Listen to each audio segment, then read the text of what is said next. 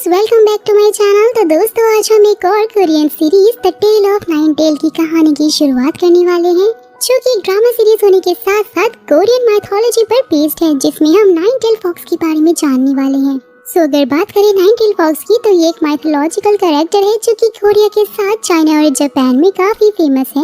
जैसे कि हमारे यहाँ पर कुछ इच्छाधारी नागिन पर बहुत ही ज्यादा सीरीज बन जाती है, वैसे ही नाइन टेल फॉक्स पर भी कोरिया एंड चाइना में बहुत सारी अच्छी सीरीज बनती हैं। माइथोलॉजिकल कैरेक्टर होने की वजह से कुछ मिथ्स के अनुसार नाइन टेल फॉक्स बुरे और अच्छे दोनों हो सकते हैं। माना जाता है कि नाइन टेल फॉक्स की टेल उनके जन्म के हर 100 साल के बाद में आती रहती है, और जब वो 1000 साल की हो जाती है तो उनकी पावर एक गॉड की तरह ही हो जाती है, जिससे कि वो धरती से स्वर्ग तक ट्रैवल कर सकते हैं। तो फिर चलिए दोस्तों, फटाक से सीरीज की स्टार्टिंग करते हैं, कहानी की ओर बढ़ते हैं। और शुरू में हमें बताया जाता है कि जब एक नाइन टेल फॉक्स 100 साल का हो जाता है तो वो किसी भी इंसान का रूप ले सकता है, और 1000 ईयर होने पर उसकी शक्तियाँ इतनी ज्यादा बढ़ जाती हैं कि वो हजारों किलोमीटर दूर की चीजों को भी देख सकता है। फिर आगे हम एक फैमिली को कार में देखते हैं, जिसमें एक छोटी सी बच्ची जिया थी, और आज जिया का बर्थडे था और उसे इसकी मॉम की तरफ से गिफ्ट मिलता है, जिसमें एक खिलौना था। उसे देखकर वो बहुत ही ज्यादा खुश हो जाती है, लेकिन तभी उनकी गाड़ी का एक भयानक एक्सीडेंट हो जाता है।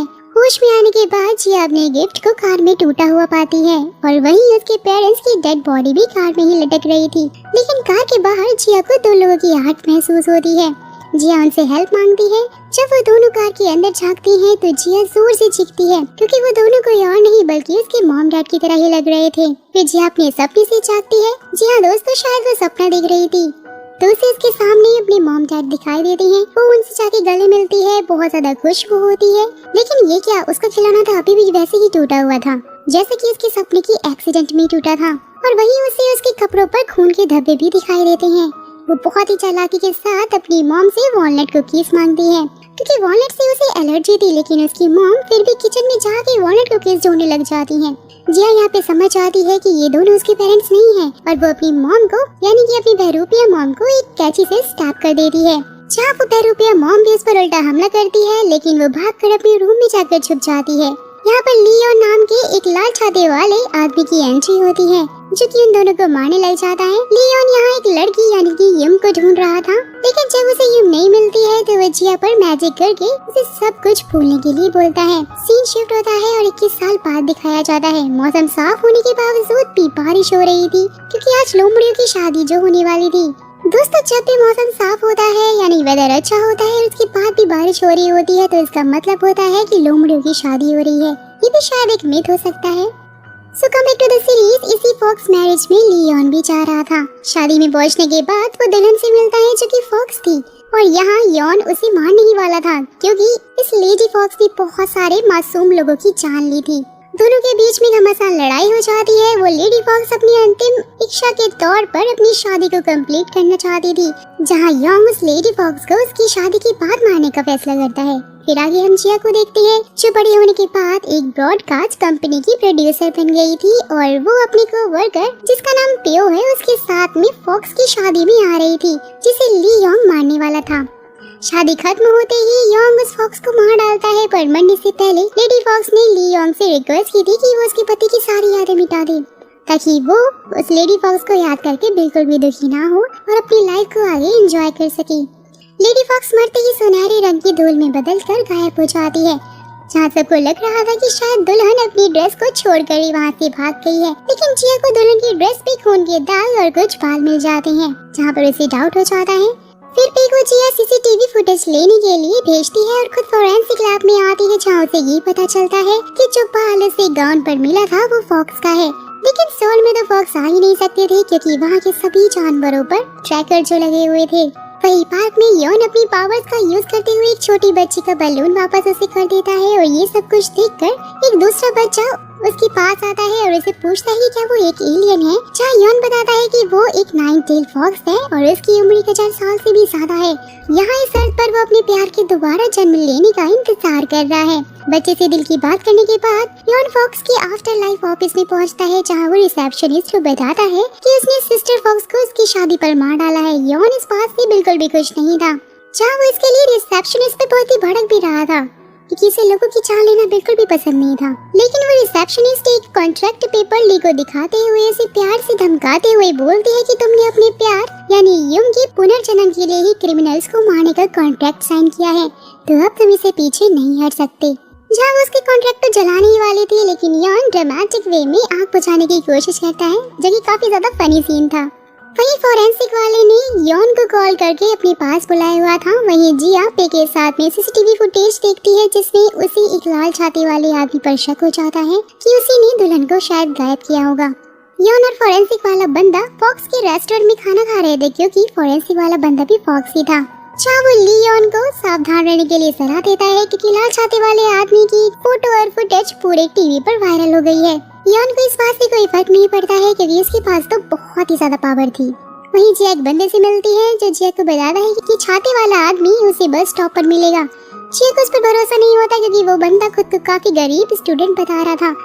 लेकिन जिया उसे पकड़ लेती है, क्योंकि उसने 4 लाख के जूते पहने हुए थे, यानी कि वो गरीब नहीं था। लेकिन वो बंदा उसे श्योर करता है कि बस स्टॉप पर उसे वो लाल छाते वाला बंदा मिल ही जाएगा। फिर वो वहाँ से चला जाता है। यहाँ हम देख पाते हैं कि इस बंदे ने अचानक से अपना रूप बदल लिया है, मतलब कि वो भी एक फॉक्सी है, जो कि कोई और नहीं बल्कि यॉन का भाई रैंग है। क्योंकि उनके बीच के रिश्ते कुछ अच्छे नहीं हैं, और फिर भी रैंग अपने भाई ली यॉन को मिलने के लिए बुलाता है। रात में जिया बस स्टॉप पर बस का वेट ही कर रही होती है कि तभी एक शराबी बूढ़ा जिया को उस बस पे चढ़ने से रोक देता है, या उसके सामने से निकलकर बस में जाकर बैठ जाता है। और जिया उस बूढ़े आदमी को अपने कंधे पे टांग कर उसे घर तक छोड़ने के लिए जाती है, लेकिन सामने से आ रही टैक्सी को रुकवाते ही वो बूढ़ा आदमी अचानक से गायब हो जाता है। जिसके बाद वो टैक्सी से उस बस का पीछा करने के लिए बोलती है। रास्ते में वो देखती है कि बस का बुरा एक्सीडेंट हो गया है, जिसमें बैठे सभी लोग मारे गए हैं, लेकिन एक सू योंग नाम की लड़की बच गई है। तो वो पुलिस को बुलाने के बाद उस लड़की को हॉस्पिटलाइज करके उस लाल छतरी वाले आदमी के बारे में उससे पूछती है, उसकी फोटो दिखाकर। जहाँ जिया को ये पता चलता है कि योंग उस लड़की को मारना चाहता था, और होता भी कुछ ऐसा ही है, क्योंकि योंग को हॉस्पिटल में जिया पकड़ लेती है। वो उसे उसके बारे में पूछताछ करके उसका फिंगरप्रिंट लेने की कोशिश करती है, लेकिन योंग तो बहुत ही चालाक था। वो उसके एक भी सवाल का जवाब नहीं देता और ना ही उसे फिंगरप्रिंट लेने देता है। लेकिन जिया अपनी ही चालाकी दिखाती है, अपना बैग उसकी तरफ फेंकती है, जिसे वो पकड़ लेता है, और इस तरह से जिया को योंग के फिंगरप्रिंट्स भी मिल जाते हैं। यहाँ एक बात और साफ हो जाती है, क्योंकि योंग को याद था कि जिया की जान उसने बचपन में बचाई थी। फिर उस लड़की को जिया अपने घर में ले जाती है, क्योंकि उसे वहाँ पर हॉस्पिटल में डर लग रहा था। नेक्स्ट योंग उस लड़की से मिलने आता है, तो नर्स उसे एक लेटर देती है। वहीं दूसरी तरफ घर पर जिया उस लड़की को अपने बस वाले एक्सीडेंट के बारे में पूछताछ करती है, जहाँ वो कहती है कि उस लाल छाते वाले ने सबको मार दिया था और वो उसे भी मारना चाहता था, लेकिन गाइस सच्चाई तो कुछ और ही थी, क्योंकि वो लड़की भी एक फॉक्सी थी और उसने सभी पैसेंजर्स को मारा था। यॉन तो बस उसे रोकने की कोशिश कर रहा था और इसलिए वो बस में गया था। यॉन घायल होने के कारण उस लड़की को उस टाइम पर नहीं रोक पाया था कि तभी एक ग्लास टेबल से नीचे गिर जाता है और टूट जाता है, जिसके टुकड़ों को उठाकर जिया सीधा उस लड़की की गर्दन पर रखकर उसकी सच्चाई बताने के लिए बोलती है, क्योंकि वो समझ गई थी कि वो लड़की झूठ बोल रही है। क्योंकि ऐसा कैसे हो सकता है कि बस में सारे लोग मर गए और उस लड़की को एक खरोच भी नहीं आई। लेकिन तभी अचानक से वो लड़की रैंग में बदल जाती है, जो कि कोई और नहीं बल्कि यॉन्ग का भाई था। वो कहता है कि उसने उस लड़की को खा लिया है और अब वो जिया को भी खाने ही वाला था। कि तभी वहाँ पर यॉन्ग आ जाता है, और क्योंकि उसे जिया का लेटर मिल गया था जिसमें उसके घर का एड्रेस था। फिर दोनों भाई यहाँ पर लड़ने लग जाते हैं, जिसमें रैंग हार जाता है और वो अपने भाई को 1 महीने के अंदर युंग को ढूंढने के लिए बोलता है, नहीं तो वो जिया को मार देगा। जाने से पहले यॉन्ग जिया पर मैजिक करके उसे सब कुछ भुला देता है, लेकिन जिया उसने तो अपने घर में कैमरा फिट करवा रखा था, जिसको देखकर उसे सब याद आ जाता है। स्वैग और दिमाग देख रहे हो इस लड़की का। सुबह उसे डिटेक्टिव कॉल करके यॉन्ग का एड्रेस दे देता है, जो कि उन्हें यॉन्ग के फिंगरप्रिंट से मिला था। रात में यॉन्ग को अपने घर में जिया के साथ उसकी और उसके भाई की लड़ाई वाली फुटेज भी मिल जाती है। यॉन्ग जिया को अपनी असलियत नहीं बताता है, लेकिन जिया बालकनी से जाकर सचमुच नीचे कूद जाती है, जिसे देखकर यॉन्ग उसे बचा लेता है और नीचे आते ही जिया यॉन्ग को बेहोशी का इंजेक्शन देकर उसे बेहोश कर देती है। मतलब सोचो कि लड़की ने अपनी जान की बाजी लगा दी सिर्फ सच जानने के लिए। यार इतने सारे टर्न एंड ट्विस्ट तो मैंने आज तक किसी भी लव ड्रामा सीरीज में देखे ही नहीं है। सीन पास्ट में शिफ्ट होता है, जहां हम यॉन्ग को एक आइलैंड पर देखते हैं, और अभी वो एक तरह का भगवान है जो कि बारिश के साथ साथ हवा को भी कंट्रोल कर सकता था। यही इसी आइलैंड पर वो पहली बार छोटी युंग से मिला था। जब युंग बड़ी हुई तो उनमें गहरा प्यार हो गया था, पर अचानक एक दिन युंग की मृत्यु हो गई थी। और लेकिन जब युंग की आत्मा नाव पर बैठकर स्वर्ग जा रही थी, तो ली योंग ने उस नाव को रोक लिया था, लेकिन वो जानता था कि उसे युंग को जाने देना होगा, वो उसे नहीं रोक सकता है। सो इसलिए उसने युन के मुंह में एक जादुई बीज डाला था और उसे दोबारा से जन्म लेने के लिए बोला था। वक्त के बीतने के साथ योन युम को ढूंढता रहा, लेकिन उसे अभी तक युम नहीं मिली है और सालों बीत गए हैं, यानी कि वो अपने प्यार का दोबारा से धरती पर जन्म लेने का इंतजार ही कर रहा है। योन को होश जिया के घर पर आता है तो जिया ली योन को धमका कर उसको उसके पेरेंट्स को ढूंढने के लिए कहती है, क्योंकि वो भी जान गई थी कि 21 साल पहले जब उसके पेरेंट्स गायब हुए थे तो योन भी वहीं पर था। जिया के धमकाने की वजह से योन जिया को एक आग से अंधा कर देता है, जहाँ जिया उससे माफी मांगती है, उसे समझाती है कि अगर वो उसके पेरेंट्स को ढूंढ देगा तो वो ये सारी बातें अपने दिमाग से भुला देगी और इन सब चक्करों में नहीं पड़ेगी। जहाँ योन उसकी मदद के लिए रेडी हो जाता है, लेकिन उसी रात योन को उसके पेरेंट्स का एक डरावना सपना आ जाता है, जिसमें उसकी माँ उसे एक इंसान की खोपड़ी देती है। वहीं आफ्टर लाइफ के ऑफिस में ली योंग को रिसेप्शनिस्ट से पता चलता है कि युन का पुनर्जन्म लड़के के रूप में भी हो सकता है, लेकिन गाइस युन को तो यहाँ पे जेंडर से कोई मतलब ही नहीं था। उसे बस ये डर था कि युन अपने बुढ़ापे में उससे ना मिले, क्योंकि अगर ऐसा हुआ तो युन जल्दी ही मर जाएगी और युन के साथ ज्यादा समय वो नहीं बिता पाएगी। फिर जिया के साथ उसके को-वर्कर पेयो को भी डरावने सपने आ रहे थे और वहीं योन जिया को बताता है कि जिया के पेरेंट्स जिंदा हैं, क्योंकि उसके पेरेंट्स का नाम मरने वाले इंसानों के लिस्ट में नहीं है। वहीं पेयो की मां मर जाती है और उसका डरावना सपना सच हो जाता है। जिया ली योन को उसके पेरेंट्स को ढूंढने के लिए मना लेती है, लेकिन वो ऑफिस में अपना सामान लेने के लिए जाती है तो उसका सामना एक अर्बन लेजेंड बुल्गासारी से हो जाता है, जहाँ योन एक बार फिर से उसकी जान बचा लेता है। दोस्तों, अगर बात करें बुल्गासारी की तो ये लोग बुरे सपने दिखाकर उन्हें मारता है, मतलब यही सभी को बुरे सपने दिखा रहा था, जिसे यहाँ पे किसी और ने नहीं बल्कि ली रैंग ने यानी कि योन के भाई ने ही भेजा था। जहाँ बुल्गासारी जिया को बंदी बनाकर वहाँ से भागने की कोशिश करता है, लेकिन योन बुल्गासारी को 3 सिक्कों की मदद से शूट कर देता है। नेक्स्ट सीन में समुद्री मछुआरों को उनके बॉस मिस्टर सियो की खोपड़ी मिलती है। जिया को इस इंसिडेंट की जानकारी डिटेक्टिव देता है। ली रैंग का भी इनमें कहीं न कहीं हाथ है, क्योंकि हम यहाँ पर मिस्टर सियो की बेटी के साथ भी उसे देखते हैं। ली योंग ने बुल्गासारी को अपने फ्रिज में बंद करके रखा हुआ था, सो इसलिए वो उसे उसके भाई यानी कि रैंग का पता बता ही देता है कि वो कहाँ पर छुपा है। दोनों भाई मिलते हैं और हमें पता चलता है कि ली रैंग योंग से नफरत क्यों करता है। वो उससे नफरत इसलिए करता है दोस्तों, क्योंकि योंग ने अपने प्यार यानी युन के लिए अपनी पोजीशन छोड़ दी थी, जिससे कि ली रैंग की जिंदगी भी खराब हो गई थी और इस वजह से रैंग योंग को बहुत ज्यादा परेशान कर रहा था। नेक्स्ट मॉर्निंग योंग जिया के साथ भी आइलैंड पर आता है। ये वही आइलैंड है गाइस जहाँ पर पहली बार योंग अपने प्यार यानी युन से मिला था। जिया मिस्टर सियो की बेटी का इंटरव्यू लेती है और जब वो गांव के लोगों से बात करने की कोशिश करती है तो सब डरकर भागने लग जाते हैं। दोनों को जंगल में गार्डियन ट्री की आत्मा मिलती है, जहाँ उन्हें पता चलता है कि कोरियन वॉर के बाद एक आंधी आई थी जो अपने साथ गाँव की सारी आत्मा को अपने साथ में ले गयी। तो उसे कुछ भी पता नहीं है कि गाँव में क्या चल रहा है। जहाँ जिया एक पेड़ से बनी रस्सी को काट कर उस बच्चे की आत्मा को आजाद कर देती है। वहीं जिया को पता चलता है कि आइलैंड पर उसके पेरेंट्स भी आ चुके हैं। रात में योंग जिया पर वापस से मैजिक करके चेक करता है कि कहीं वही तो युन नहीं है, क्योंकि जिया की स्माइली से युन की याद दिला रही थी। सुबह में योंग गांव के कपल को एक पेड़ गिफ्ट करके उनसे जानकारी निकलवाने की कोशिश करता है, क्योंकि उसे डाउट था कि इस आइलैंड पे कुछ तो गड़बड़ चल रही है, क्योंकि अक्सर यहाँ इंसानों की खोपड़ियाँ मिलती हैं। यहाँ इसकी कंफर्मेशन जिया को पियो से मिलती है और यानी कि उन कपल्स की बातें सच थी। जंगल में एक शख्स ने जिया पर हमला करके उसे घायल कर दिया था, तो योंग उस आदमी को मार पीट कर भगा देता है। वही रैंग भी आइलैंड पर पहुंच गया था और इधर जब योंग जिया की जख्म पर जड़ी बूटी लगा रहा था तो उसे जिया की बॉडी में कुछ अजीब सा दिखता है। योंग को समझ पाता उससे पहले ये जिया योंग का गला पकड़ के उसे बताती है कि वही युन है। जिया ने जब योंग को बताया कि वही युन है, फिर इसके बाद हमें 12 घंटे पीछे हुए घटनाओं को दिखाया जाता है, जिसमें हम सबसे पहले एक आदमी को कमोड का पानी पीकर मरते हुए देखते हैं। दोस्तों, यहाँ इस आदमी ने खुद को इस तरह से इसलिए मारा था क्योंकि उस पर किसी ने वुडो डॉल की हेल्प से काला जादू कर दिया था और वो वुडो डॉल ली रैंग को मिल गई थी। जिया भी फिर इन्वेस्टिगेशन में मरे हुए आदमी के घर आती है, जहाँ एक लोकल गांव वाले से उसे ये पता चलता है कि वो आदमी भी मिस्टर सियो की क्रू का एक हिस्सा ही था।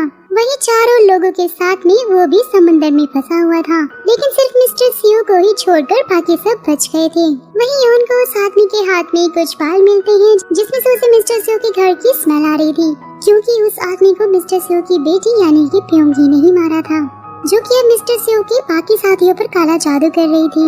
फिर वहीं जिया को भी पता चल जाता है कि मिस्टर सियो के बचे हुए 2 साथी मरने ही वाले हैं और वो योन के साथ में वहाँ पर उन दोनों को बचाने के लिए निकल पड़ती है। फिर वहीं हम मिस्टर सियो के तीसरे साथी को देखते हैं, जिसे बिना सर का आदमी हॉन्ट करता है। फिर वहीं उसके घर में हम एक ड्रैगन पेंटिंग को भी देख पाते हैं गाइस। यहाँ जिया और योंग भी मिस्टर स्यू की चौथे शादी के घर पे पहुँच गए थे, लेकिन वहाँ उस आदमी की हालत दिमागी रूप से ठीक नहीं थी और उसके घर में भी ड्रैगन की वही पेंटिंग रखी हुई थी। जहाँ जिया बहुत ही चालाकी से उस आदमी की सारी इंफॉर्मेशन निकाल लेती है, जिससे हमें कैसे पता चलता है कि वो जब 28 दिनों तक समुद्र में बिना खाना और पानी के फंसे हुए थे, वहाँ उन्होंने मिस्टर स्यू को ही मारकर खा लिया था कि तभी वो आदमी तड़प कर मर जाता है और जिया को उसके हाथ में भी एक बालों का गुच्छा मिलता है। वहीं दूसरी तरफ प्योंग ही को काला जादू ली रैंग सिखा रहा था, जिनकी वजह से आफ्टर लाइफ ऑफिस में टूलिपा भी काफी ज्यादा परेशान हो रही थी, क्योंकि वो उन लोगों को मार रहे थे जो कि मरने वालों की लिस्ट में थे ही नहीं। फिर जिया और योन भी तीसरे बंदे के घर आए हुए थे और हम गाइस देख पाते हैं कि योन को आसपास हुई मौतों से कोई फर्क ही नहीं पड़ रहा था, क्योंकि उसने अपने जीवन में बहुत सारी मौतें जो देखी थी, जिसमें उसका लव यानी कि युम भी शामिल थी। फिर वही योन ये बताता है कि जो पेंटिंग हम देख रहे हैं वो ड्रैगन की नहीं है, वो एक खतरनाक सांप की है, जिसे कि लोग आमतौर पर युमोगी बुलाते हैं। वहीं ली रैंग जंगल में एक विच से मिलता है, जिसके साथ मिलकर वो एक कुएं में कैद युमोगी को जिंदा करना चाहता था। देन गेस व्हाट, वहाँ उस युमोगी को कुएं में ली योंग ने ही कैद किया था, जब वो इस आइलैंड का मास्टर हुआ करता था। लेकिन विच के अनुसार युमोगी को आजाद करने के लिए उन्हें किसी खास इंसान की बलि देनी होगी, मतलब कि जिया फिर से मुसीबत में पड़ने वाली थी। लेकिन यहाँ इस बात का अंदेशा योन को हो ही जाता है और वह जिया को आइलैंड से निकलने के लिए बोलता है, पर जिया मना कर देती है। वहीं दूसरी तरफ रैंग से हमें ये पता चलता है कि ली योंग उससे बहुत ज्यादा प्यार करता था, लेकिन बहुत पहले योंग ने ली रैंग के पेट को फाड़कर उसे लगभग मार ही डाला था। बट समहाउ ली रैंग बच गया था और तब से वो ली योंग को मारना चाहता था। ली योंग ने रैंग के साथ में ऐसा क्यों किया था गाइस, ये हमें आगे वीडियो में पता बस चल ही जाएगा। फिर वहीं दूसरी तरफ हम योंग और टलुपा की बातों से समझ पाते हैं कि युमोगी को योंग ने युम के चक्कर में ही मारा था। वहीं जिया ली रैंग से मिलती है, जो कि अभी प्योंगी के रूप में बैठा हुआ था, लेकिन उसके भ्रम को जिया हर बार पकड़ ही लेती है। जिया समझ आती है कि ली रैंग ने ही मिस्टर स्यू के साथी को ही मारा है। योन ने शॉपकीपर से उस युमोगी के पेंटिंग का राज उगलवा ही लिया था और जान लिया था कि विच ने ही सभी के घर में ये पेंटिंग दी है। साथ ही उसे ये भी पता चल जाता है कि उसका भाई यानी कि ली रैंग प्योही के घर गया हुआ है। फिर वो भागकर उसके घर जाता है, लेकिन तब तक रैंग वहाँ से जा चुका था। वहीं दूसरी तरफ ऑफिस की कैंटीन में टलुपा और शिनजू फॉरेन से आई हुई नई फॉक्स की यूरी पर नजर रखे हुए थे, क्योंकि वो भी ली रैंग की साथी हुआ करती थी। यहाँ जिया को युम के बारे में पता चल जाता है कि युम का दिल युम के प्यार में जल रहा है, साथ ही वो सदियों से अपने प्यार के पुनर्जन्म का इंतजार जो कर रहा है। वहीं यूरी ने एक किस और बंदूक के दम पर शिनजू से उसकी जादुई लोकेशन छीन ली थी। शिनजू अपनी मदद के लिए योन को कॉल करता है, लेकिन फिर योन उसे यूरी से लड़ने के लिए बोलता है। वहीं योन एक टूटे हुए पेड़ की टहनी को अपने मैजिक से ठीक करके आगे बढ़ रहा होता है। विच ने भी अपना रिचुअल चालू कर दिया था और इधर जिया को जेवन से ये पता चलता है कि इन सब मौतों की तरह पहले भी 4 बार ऐसा हादसा हो गया है, जिसमें मरने वाले लोगों में सिर्फ औरतें ही शामिल थी। जहां इन हादसों की डेट्स को जिया लूना कैलेंडर पर रिसर्च करती है, तो उसे ये पता चलता है कि सारे हादसे साल के एक ही दिन यानी कि 15 जुलाई को ही होते हैं, जो कि गाइस आज है। वहीं फिर जिया के पास तीसरा सर्वाइवल आता है, जिसे हमने पिछले वीडियो के लास्ट में देखा था, जो कि जिया को घायल करके वहाँ से भाग गया था।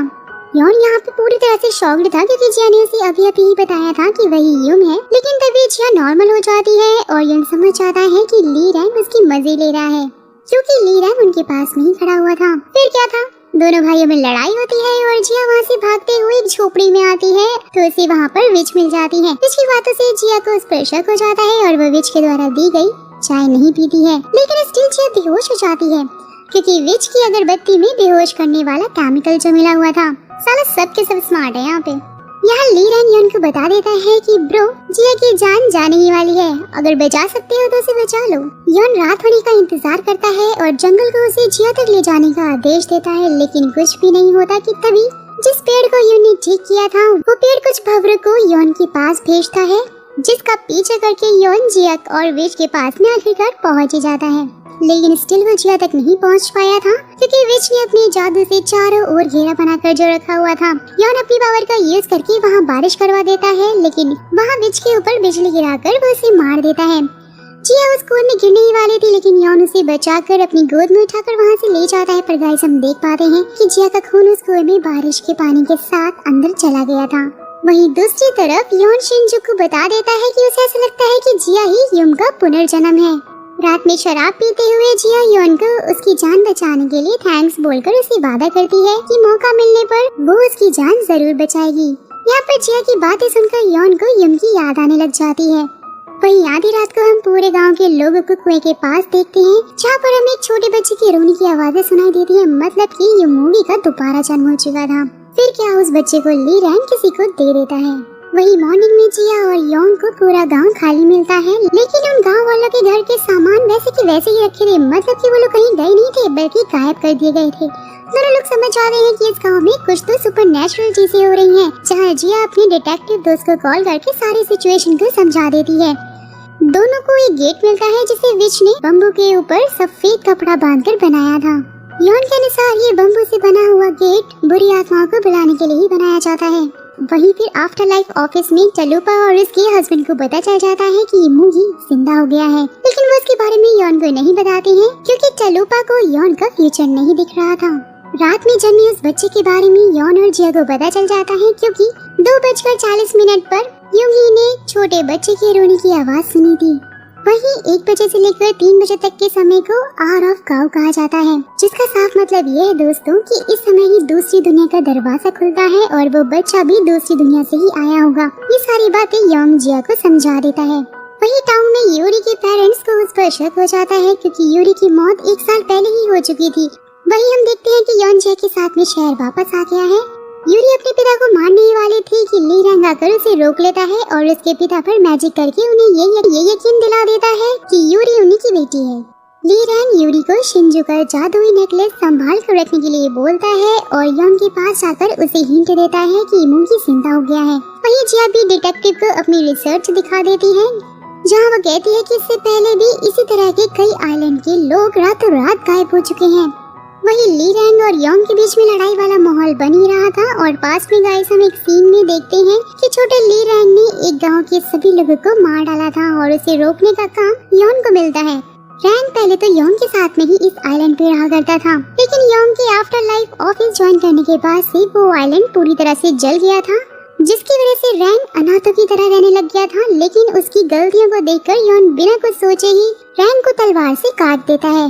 सुनो बैक टू द प्रेजेंट।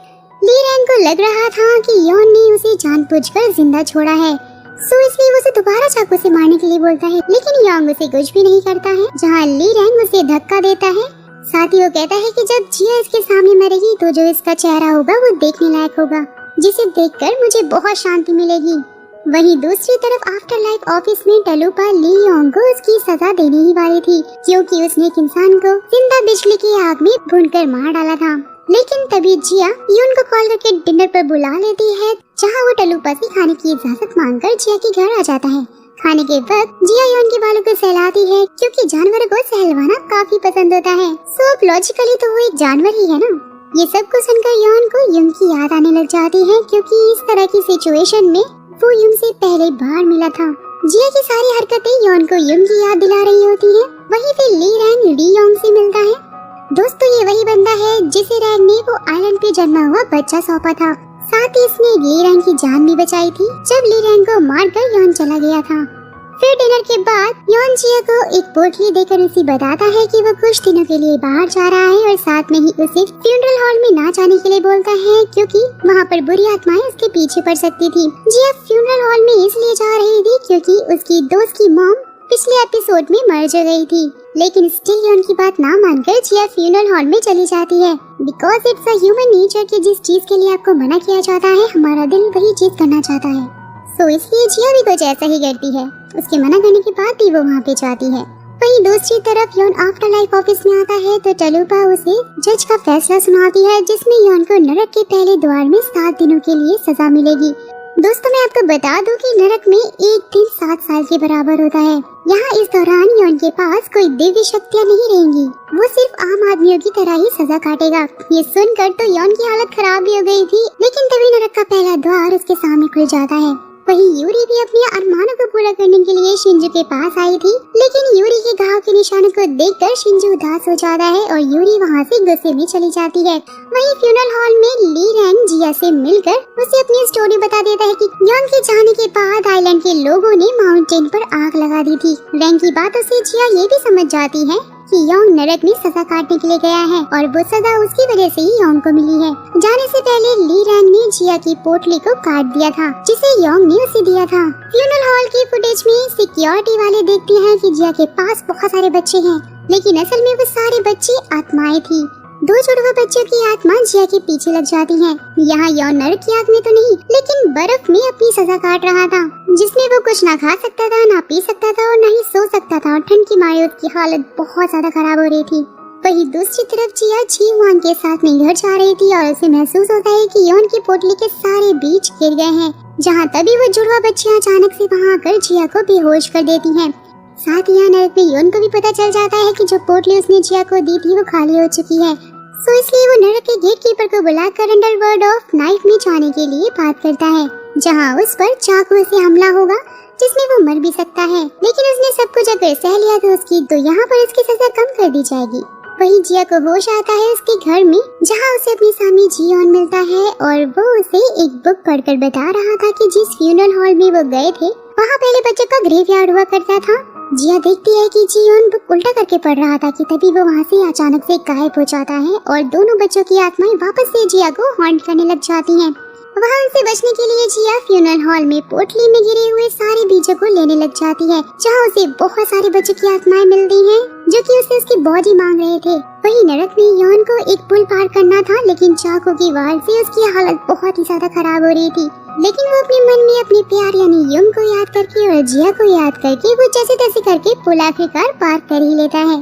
जिया जब फ्यूनरल होम की छत से नीचे गिरती है तो योन उसे वहाँ पर आके बचा लेता है। योन को घायल देखकर जिया बहुत रोने लग जाती है और साथ ही हम योन के चारों ओर एक लाइट के घेरे को देख पाते हैं, यानी कि गाइस इसका साफ मतलब है कि जिया ही युंग है। वहीं फिर योन जिया की बाहों में ही बेहोश हो जाता है क्योंकि वो बहुत ही बुरी तरह से घायल हो गया था और उसकी शक्तियाँ भी कमजोर हो गई थी। सो आगे की कहानी में क्या होने वाला है, कौन से टर्न ट्विस्ट आने वाले हैं, तो वो मैं आपको नेक्स्ट वीडियो में बताऊंगी। लेकिन उसके लिए आप मेरे चैनल को सब्सक्राइब कर लीजिएगा, वीडियो को लाइक कर लीजिएगा और साथ ही बेल आइकन को भी प्रेस कर लीजिएगा ताकि मेरी वीडियो आपको सबसे पहले मिल जाए।